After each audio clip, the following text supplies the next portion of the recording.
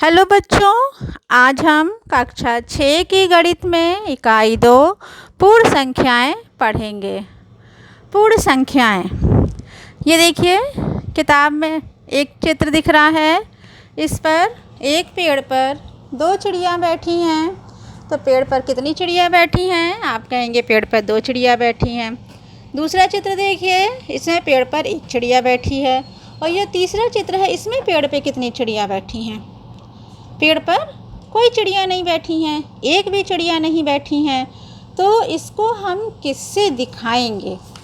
इसको दिखाने के लिए जीरो का प्रयोग करते हैं, अर्थात हमें शून्य की आवश्यकता पड़ती है। अब हम देखते हैं कि शून्य कहाँ पर आता है। शून्य 1 के पहले आता है। 0, 1, 2, 3 इस तरह से शून्य 1 के पहले आता है। तो जब हम जीरो को भी प्राकृतिक संख्याओं के साथ सम्मिलित कर लेते हैं तो जो प्राप्त संख्याएं होती हैं उन्हें पूर्ण संख्या कहते हैं। तो 0, 1, 2, 3, 4 आगे डैश डैश डैश ये कितनी भी हो सकती हैं, ये सब पूर्ण संख्याएं हैं। 0 सबसे छोटी पूर्ण संख्या है और चूँकि प्रत्येक पूर्ण संख्या से बड़ी कोई ना कोई पूर्ण संख्या होती है, इसलिए कोई भी पूर्ण संख्या सबसे बड़ी पूर्ण संख्या नहीं हो सकती है। इसलिए हम ये नहीं कह सकते हैं कि कौन सी सबसे बड़ी पूर्ण संख्या है। 0 सबसे छोटी पूर्ण संख्या है और सबसे बड़ी पूर्ण संख्या कोई नहीं होती है। अब हम देखेंगे कि संख्या रेखा पर किस प्रकार से पूर्ण संख्याओं को दिखाते हैं।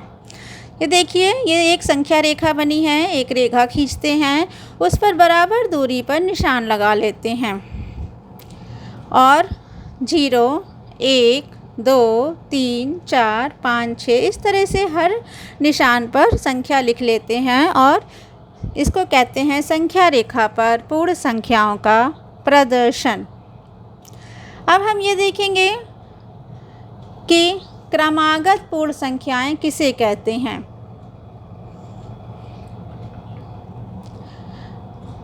ये देखिए 2, 3, 4, 7, 8, 9, 15, 17, 20।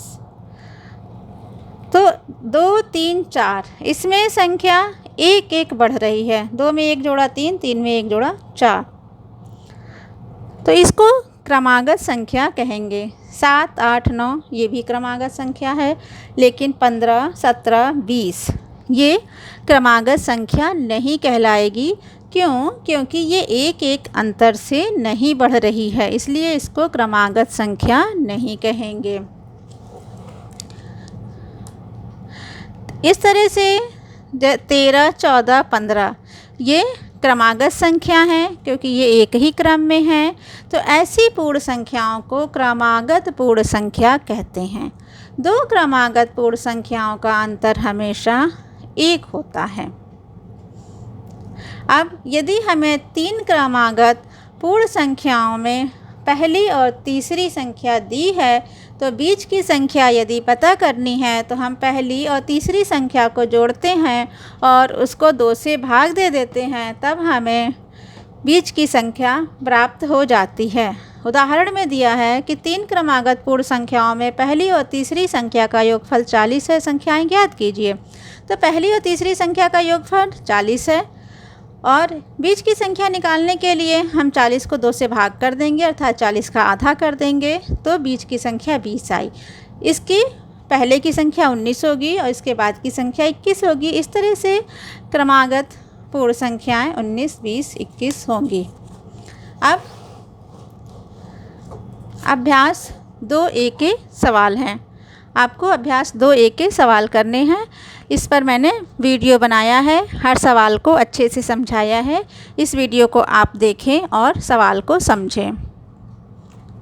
धन्यवाद।